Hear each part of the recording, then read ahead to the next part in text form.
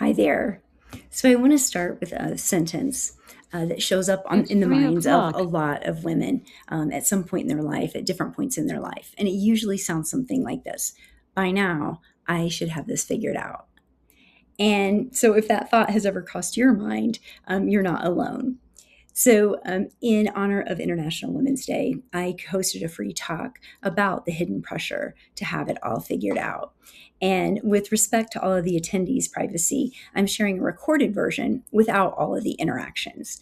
And so, we're going to talk about how this thought does something beyond just the way that it impacts how we move forward, and the way that it isn't necessarily truth. It's just something that our brain does. So I'm going to go into that, but I'm a life coach and I specialize in health and wellness. So empowering other women, to accomplish their goals and move past limiting beliefs that hold them back has been my passion ever since I personally experienced this over 20 years ago. I lost 75 pounds and I did it on the same program that I had tried countless other times with no success. So, what changed? What worked? Well, it wasn't a program alone, it was moving past this thought that we're talking about and or some variation of it. I should have this figured out by now. What's wrong with me? Fear of failing or falling behind, or worse, never accomplishing a goal that's really, really important to us. So, my lived experience of being overweight for as long as I can remember, and what I hear from many women that I work with around weight, body image, and their relationship with food or activity comes into this talk. But that being said, I also coach women of all ages, all stages, and goals. And this thought shows up there as well. It shows up around all kinds of goals, all kinds of hopes, all kinds of dreams, not just our physical body. It shows up around careers, parenting, relationships, finances, meaning, purpose. And so, that's what I want to talk about tonight, because the pressure says, at this point, I should know what I'm doing. I thought I would know by now. And here's what's really interesting about that sentence or those couple phrases that I just said. It's a sentence, it's a thought, which we have thousands of every day. But most of us don't experience it as a thought. We experience it as a logical and reasonable truth. And then we move forward as if it is true. So it's like it's a conclusion about ourselves. So that's what I want to look at, is that just because our minds produce a thought doesn't mean that the thought is accurate. And what I didn't understand myself back then in my own lived experience was the pressure of believing that I needed to lose the weight as quickly as possible because I was already behind, or I should have this figured out by now, or whatever it is, was actually making it harder. And so, of course, since then, I've learned clearly that I'm not the only one. And weight is not the only challenge that this occurs within, no matter what you're working on. And let me tell you, everyone's working on something, okay? When we believe that we should already know and that we're somehow deficient for not having it figured out yet, then what happens is every time there's a setback, it feels like failure.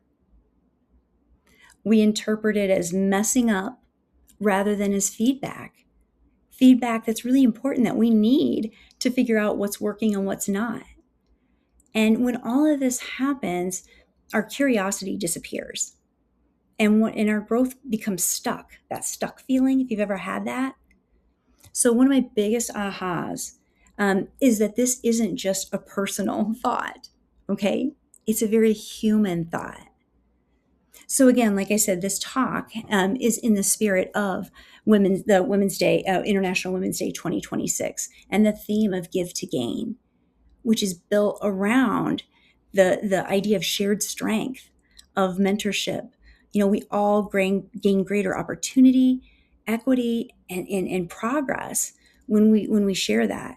And so today, whenever you're watching this, I just want to share another perspective. I want to share a different way of looking at that thought and the pressure that it carries. Okay. So this talk is not about fixing ourselves It's about learning how to work with our bodies and our brains and how they're built. I'm going to be highlighting some of the thoughts, that bring on these heavy feelings of criticism, self-criticism, guilt, shame. And so when we do that, when we recognize where those are coming from, we start to have a newfound clarity and a new level of self-trust that we might not have had before. So, yeah, it's a really exciting. So before we go any further, I want to take this moment to really have you personalize this specifically to you. So, this point in your life, okay, or at some point when you look back, have you ever heard the sentence in your own mind, by now I should have this figured out? Can you identify a time when you thought that? And then identify what area has it shown up for you in the most? Okay. So let's just break this down to get some clarity. If you took a little closer look at when this thought shows up, you probably notice that it usually appears in moments when life doesn't turn out the way we thought it was going to, when our expectations aren't met. So the women who work really hard in their career, climb the ladder, handle the responsibilities, do everything that needs to be done, yet she still finds herself thinking, is this it? Should I feel more than this? Shouldn't I feel more settled? Or the woman that's juggling family and career and all these different things, managing schedules, the responsibilities, all the moving parts, showing up for everybody, and then she feels overwhelmed and actually guilty for feeling overwhelmed because the story or thought is, other women do this all the time. Why can't I figure this out? Why is this so hard for me? So again, it's every stage. I mean, let's even move into, we're kind of making the progress here. Look at retirement. Women that are stepping into retirement or getting close to it oftentimes talk to me about, man, after, I've had all these years of structure and responsibility and I've been glamorizing retirement. It's going to be so great. And now I'm looking around and I'm realizing that, this phase doesn't feel like what I thought it would. And they find themselves thinking, like, shouldn't it be clearer? Shouldn't my next step be more, shouldn't I be more settled with it? Is this what I'm supposed to be doing? So you get the picture. I mean, I could go on and on with examples because this thought can and often does show up in all different circumstances and stages of life. But underneath the situation, okay, that's why this applies to everyone, the pressure feels the same. And when that thought shows up, whatever version of, I should have this figured out by now, it doesn't feel like a passing thought. It feels like a conclusion. It feels like it's telling you something real about yourself. And if you pause long enough, you can even feel it in your body oftentimes. It might be a tightening in your chest, might lump in your throat, in your belly, maybe your shoulders creeping up toward your ears.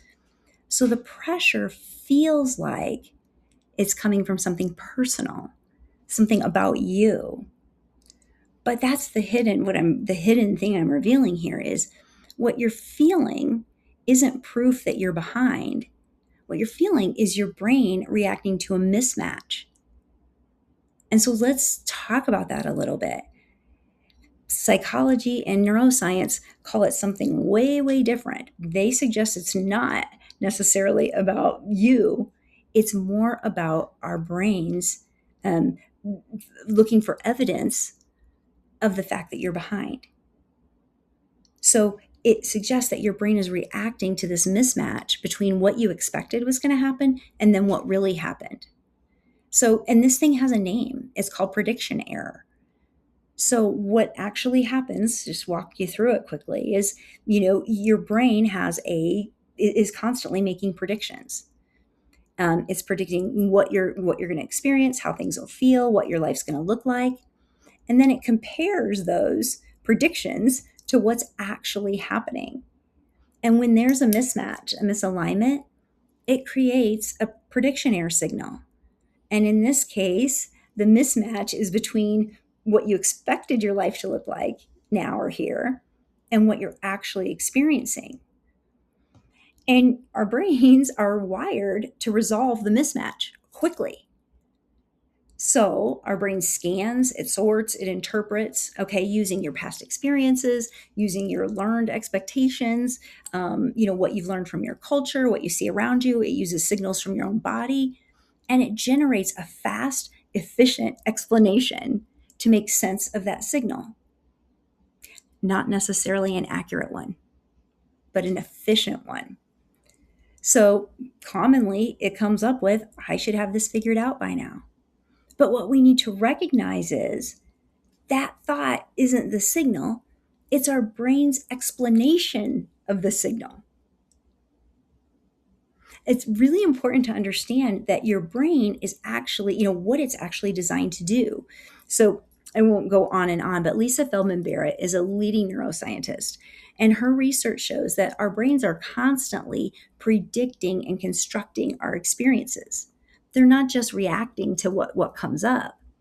And that's exactly why thoughts like, I should have this figured out by now, can feel really, really true, even when they're not. And just to be clear, again, without going too deep into this, our brain is not reacting in the world in real time. It's predicting. It's constantly using your past experience to construct what you're experiencing right now. And its primary job isn't to get everything right. It's just to be efficient and manage your body's resources. So when prediction error shows up, your brain isn't stopping to carefully evaluate the truth, okay? It's moving quickly to make meaning and restore a sense of certainty, which means the explanation it gives you, I should have this figured out by now, is not fact. It's a fast, learned interpretation shaped by all kinds of things, right? Your history, your environment, brain patterns, all of that. It's not the truth. It's not necessarily the truth. And as I mentioned, it's called prediction error. It's a thing. You don't have to remember the name for it, but there's a phrase that we often use in coaching, and it actually comes straight from neuroscience and from psychology. And it says, if you can name it, then you can tame it.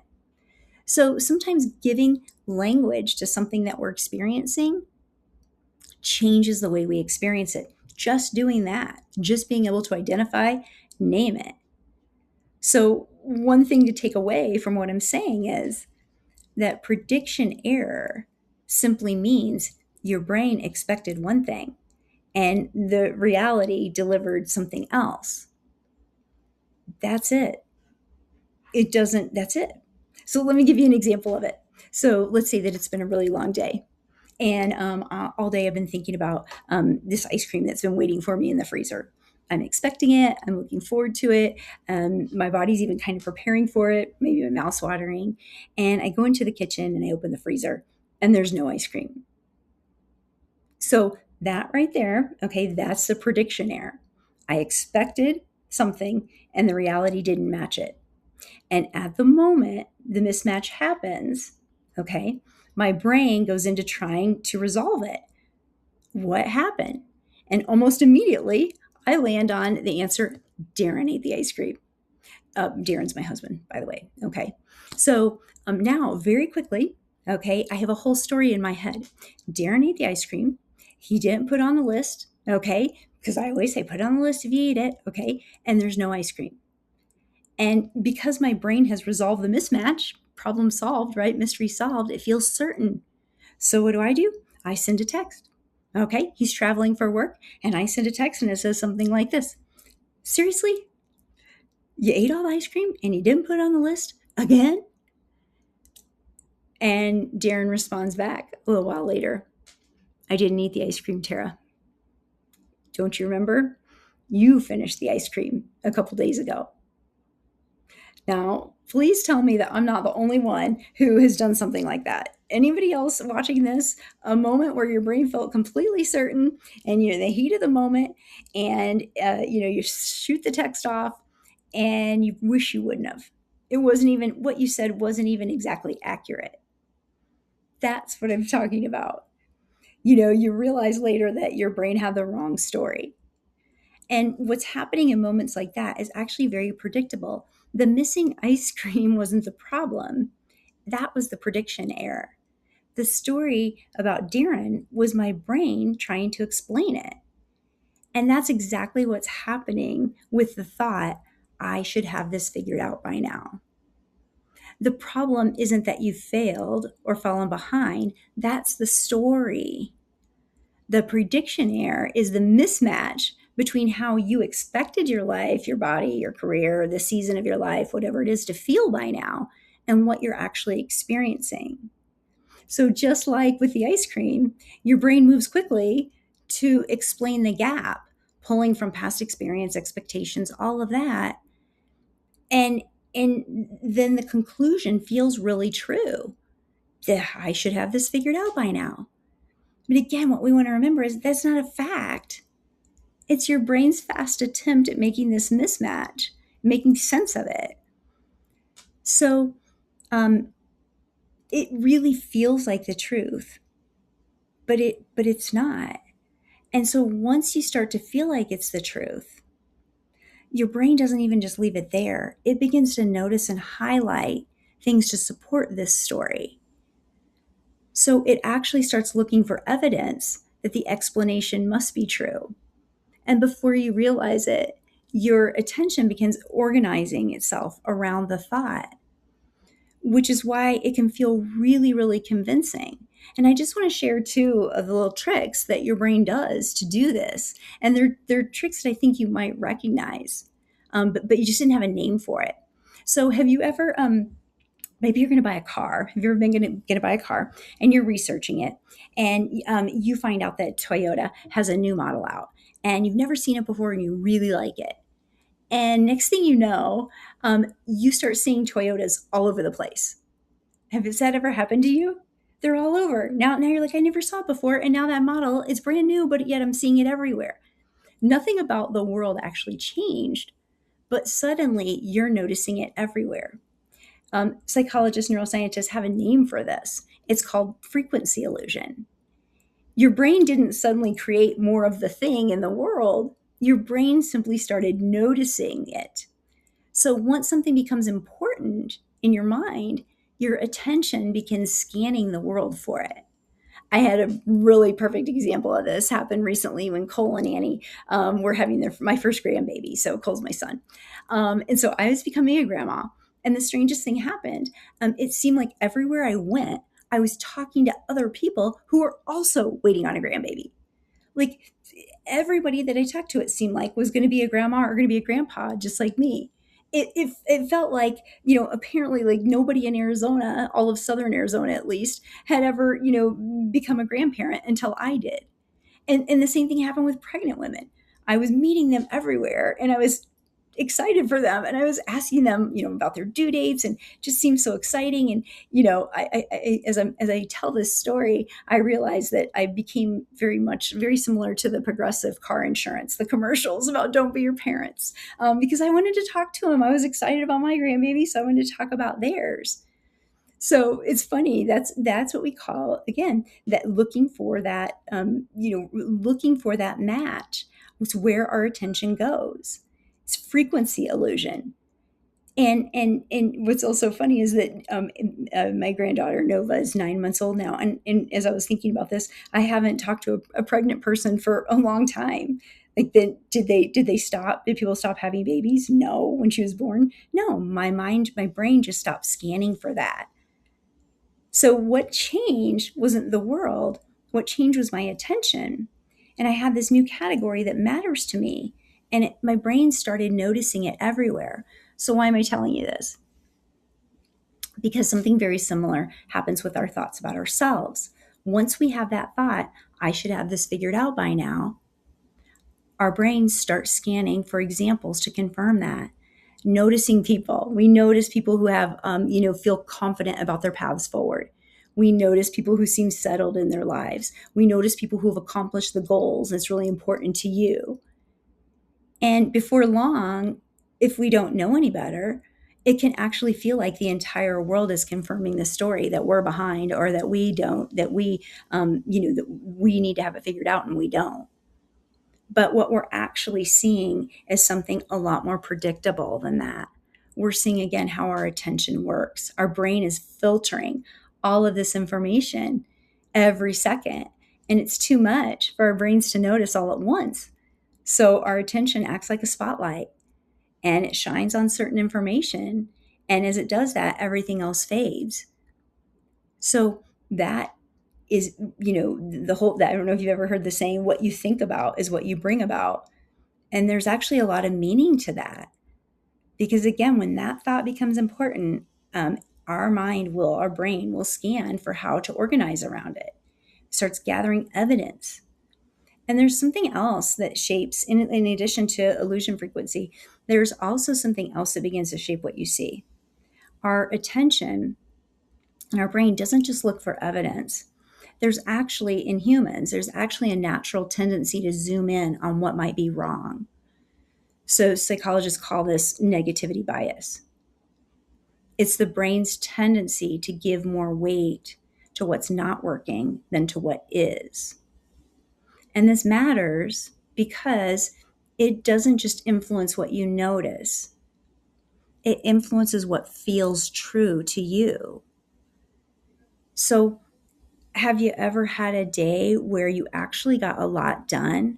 Like you handled, your responsibilities and did the things you're supposed to do, you showed up for people, you made good choices, okay? But at the end of the day, your brain goes straight to the one thing you didn't get to, the one thing that you didn't finish, or like the one moment you wish you would have handled differently.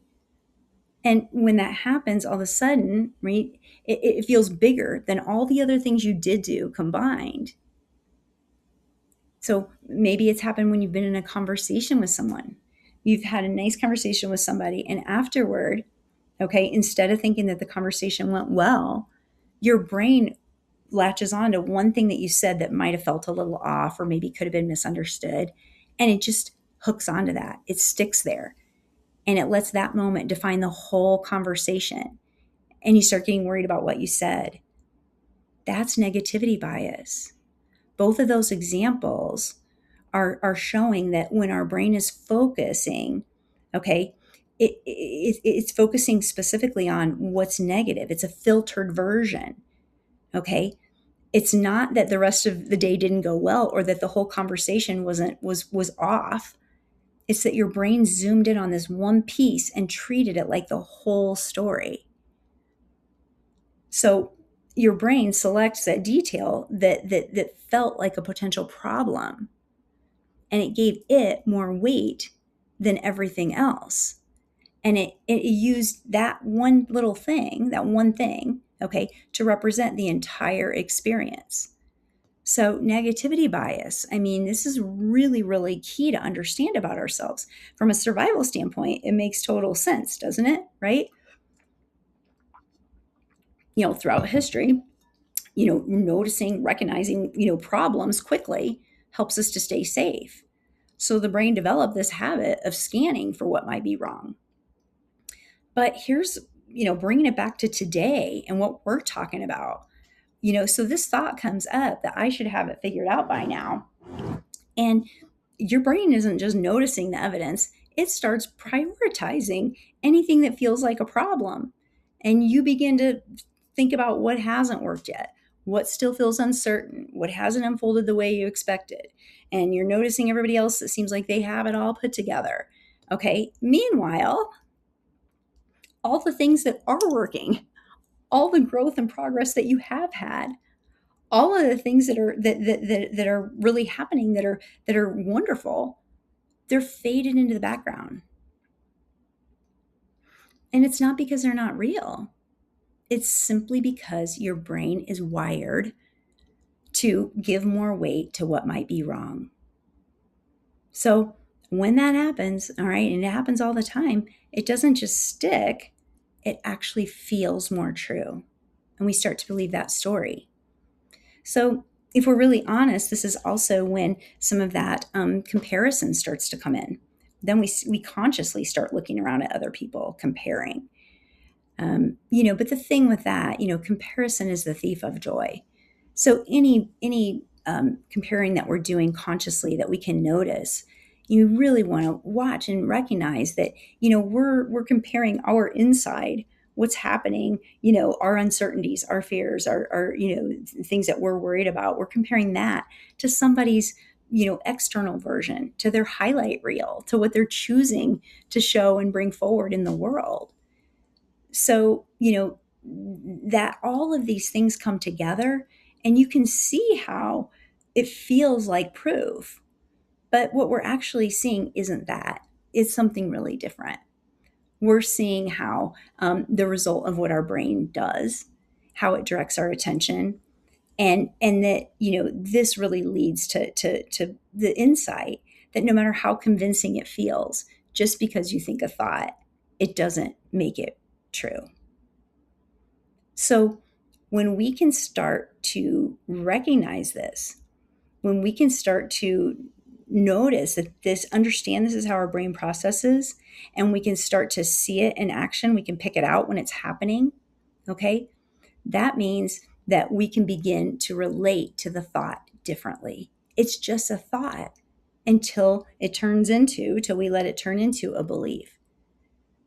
So instead of, we start to notice, I've given you all these concepts, now you start to look for them, you start to notice them. And instead of, when they pop up, instead of automatically believing it, instead of letting it define how we see ourselves just by default, we can pause and ask a new question. What if this thought isn't a verdict about my life? It's just a story that my brain created to make sense of certainty. Once that possibility opens up, there's all kinds of different choices that become available. So when that thought feels true, we might automatically think that we have two options. One would be to either believe the thought that we're behind, or we should have it figured out, or we should be further along, or whatever, or we fight it, or try to prove it wrong, or argue with ourselves about it, or we want to force a different thought. But have you ever tried that before? You can't force a different thought. You can't say, don't believe this, or just let this go. We can't always do that because it's there. Don't think a thought, and then that's all you can think about. And again, oftentimes identifying with it, that's one option, but there's a third option.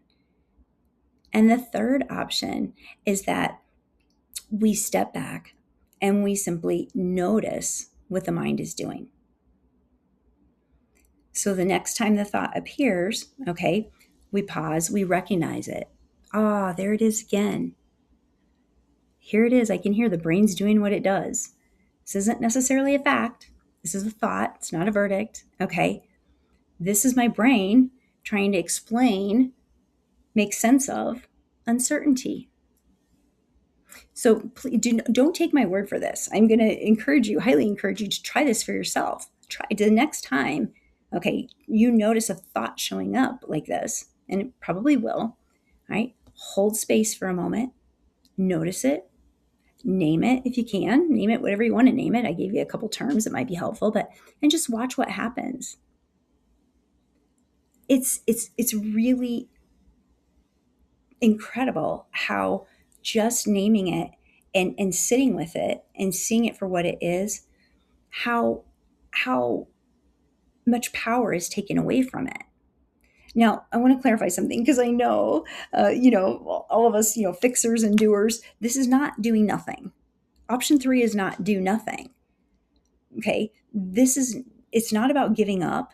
It's not about ignoring the situation. Definitely not about that. And it's not about staying stuck. This is a really active moment of allowing. What we're doing in that moment is we're interrupting an automatic pattern, an automatic mental pattern that happens, and we're allowing the thought to exist without automatically handling control of the story. We're not automatically just going to turn the mic over and let this story just run our thoughts and run our lives and our emotions. So as we're doing this, what happens is we're opening up space. It's just a little bit of space that opens up, and it's incredibly powerful. Because when we can hold space, our brain begins to regain something that the pressure tends to shut down.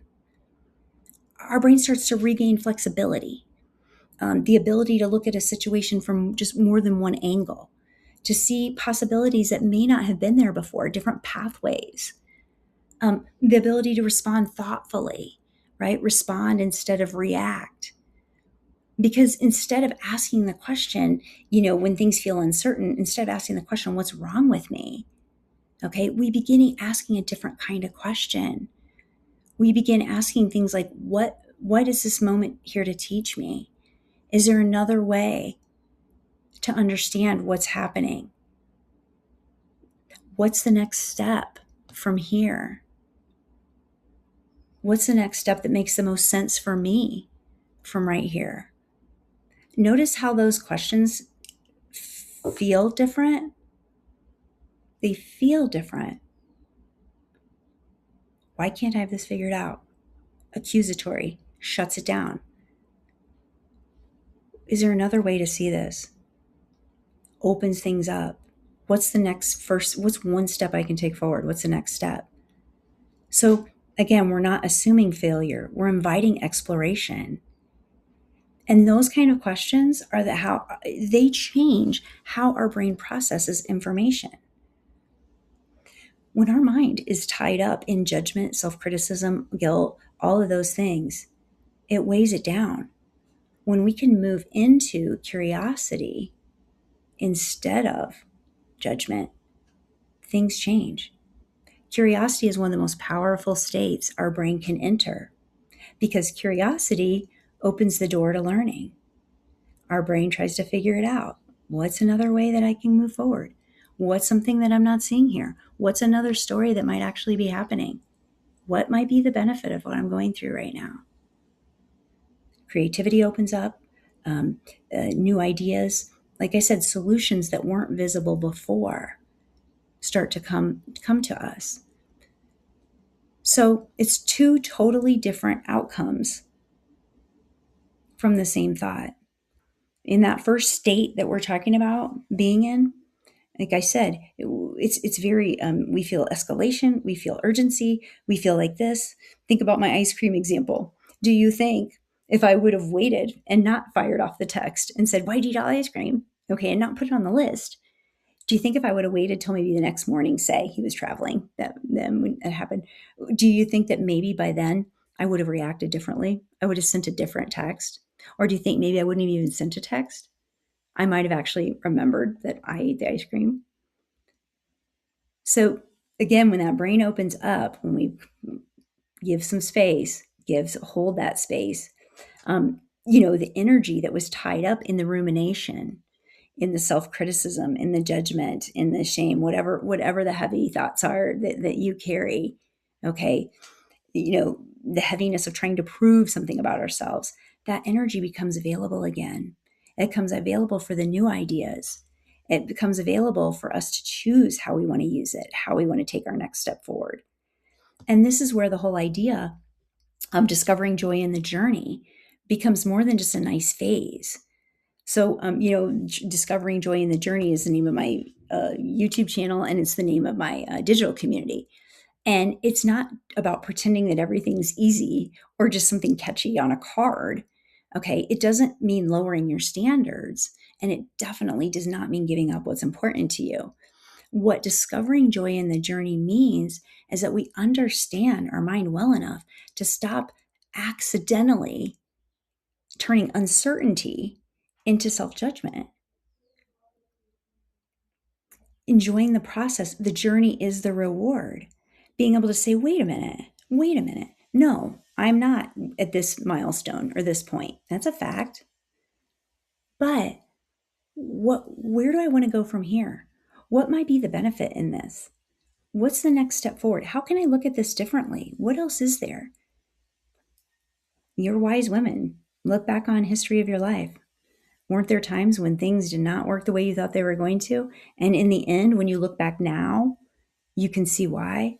And you can see, I'm asking you to speed up the time lapse there so we don't have to wait to be able to look back. Because here's the thing, uncertainty, that's what this whole conversation is about, how our brain interprets uncertainty. But uncertainty is what?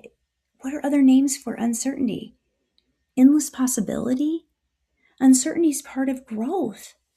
You can't have growth without having uncertainty.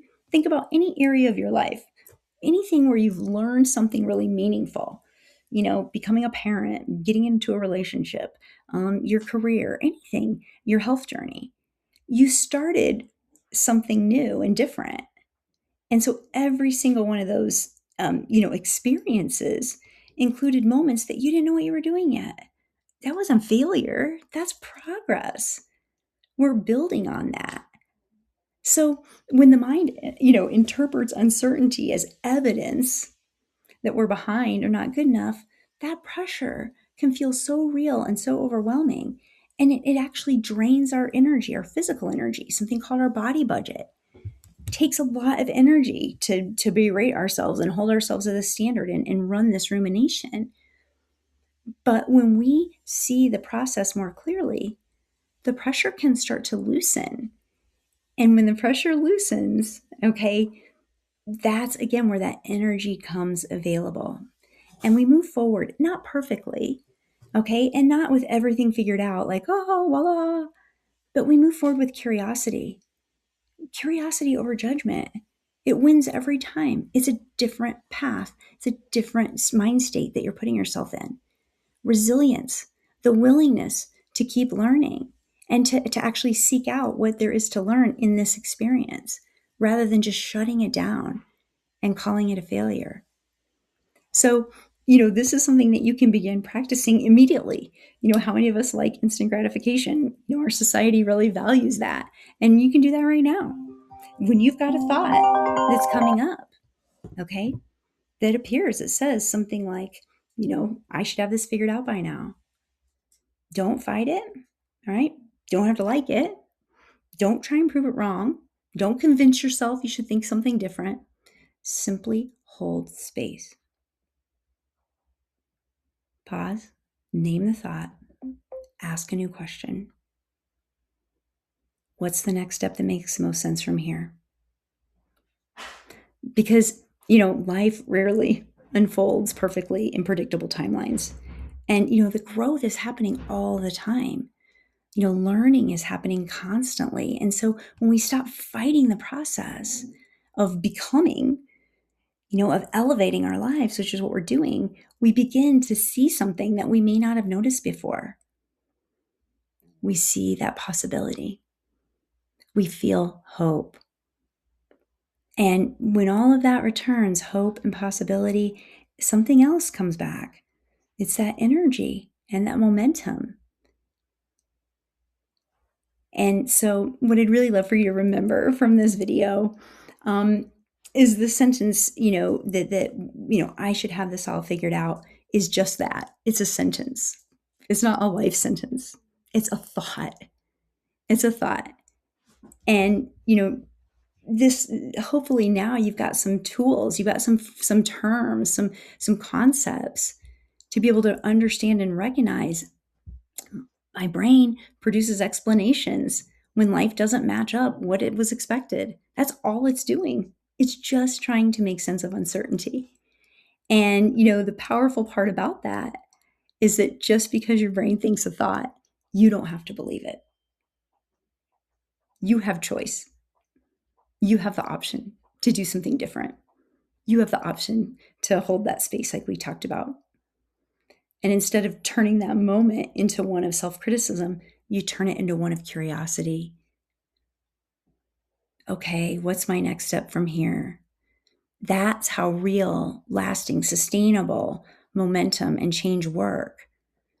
Not because someone has everything figured out, but because they're willing to move forward even when they don't have it figured out. And so when we start living like this and using this, the pressure starts to lift. And instead of feeling behind, we feel like we start enjoying the process. We start feeling our life moving, back in motion. That shift from pressure to possibility, it changes everything. That connection with ourself, self-connection, self-trust. And, there's another thing that I want to mention here, and that's the importance of connection to other people in growth. Just like in this example, when women support each other, something really remarkable happens. When we start sharing ideas and supporting rather than criticizing or tearing each other down or compartmentalizing, we encourage each other when things feel hard. We remind each other of strengths that we have that maybe we forgot about. We forgot they were there and someone else points it out to us. And, then we notice that things that used to feel heavy or hard start to feel more possible again. And that brings me right back to where this whole theme started, which was, of International Women's Day 2026 this year, and the idea of give to gain. When we give encouragement, when we share what we've learned, when we offer support to the women around us, we all continue, figuring life out, and we all gain. We gain confidence, perspective, and that's, we're gaining the kind of momentum that helps all of us move forward. We can take that energy that we've freed up from the criticism and all those heavy negative self-talk and limiting beliefs, and we can use that to put toward our goals. We can use it to put toward our loved ones. We can use it to put out in the world to help everyone. And that's really the spirit, and the spirit of connection is why as a coach, I created Joy in the Journey Village, this digital community where it's a place where women come together to support each other, to learn together, and to move forward. To move forward from joy in the process, not from pressure, not from comparing ourselves, but from encouragement, from curiosity, and that self-trust. So, the truth is, life isn't something that we solve. Life's something that we live, and we live it one step at a time. It's a one-time deal. So don't we want to make the most of every bit of it? One decision at a time. And instead of waiting until we get it all figured out and then we'll enjoy it, can we discover that joy that's there in the doing, in the process, in the evolution, in the transformation? Sometimes the truth is the most powerful thing we can do is the most simple thing. And that's to hold space, to pause, and come back to ourselves. Get curious about what's happening, about what we're feeling, not judging ourselves, not judging it, just trusting ourselves enough to sit with it and listen. So if you just take one thing away from this, I would just love for you to take away the idea that, you are in progress. You're in progress no matter what age, stage you're in. That's what life is about, being in progress, lifetime of learning. And the next step forward, for you might begin when you stop asking, why don't I have this figured out? And you start asking, what do I want to do next? What's possible for me now? All right. Thank you so much for being here. And, thank you for the ways you continue to, give your strength and encouragement to women around you. That's really, again, when we give to each other, we all gain. So thank you.